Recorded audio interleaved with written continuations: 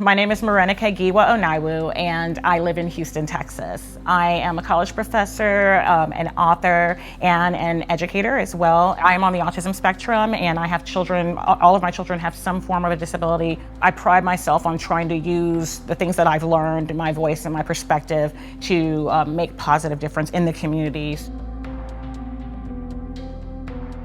The COVID-19 pandemic was ravaging the world, and it became quite clear early on that communities of color and other marginalized communities were heavily impacted. I was concerned about the early numbers in terms of research and not seeing enough of us present and knowing the risk factors that are there. And so I felt that everyone has a role to play, everyone can be involved, and I should use my privilege and my platform to try to encourage people to learn more, to educate themselves, and to find ways to help themselves and others.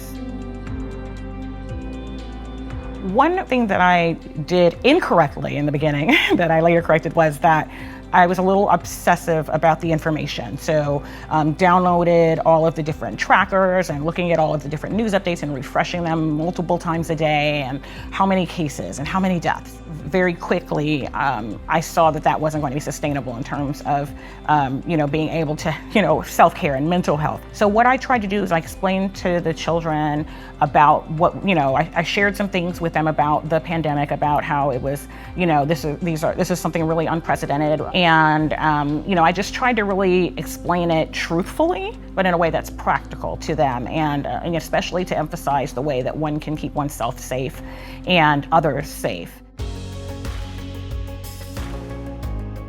We are historically underrepresented in those types of studies. You consistently see lower amounts of women, lower amounts of people of color. And so if you're not present, then you aren't going to be able to influence the changes that are necessary to make all of these things more effective.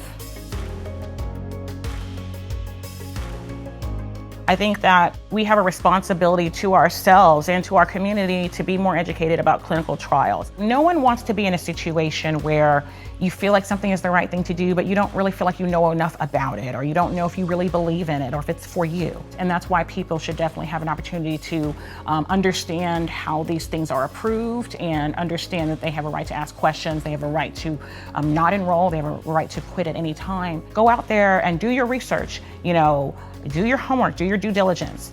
Go on clinicaltrials.gov. Go actually on the ACTIV-2 website. Our Rise Above COVID site has some general information about clinical trials overall. Research is only richer when there's community and stakeholder involvement, because there's the learned expertise of the researcher, and then there's the lived expertise of the people. Together, that's where you have strength, and that's where you have the best research. I know it's been devastating. I know that so many people have lost loved ones.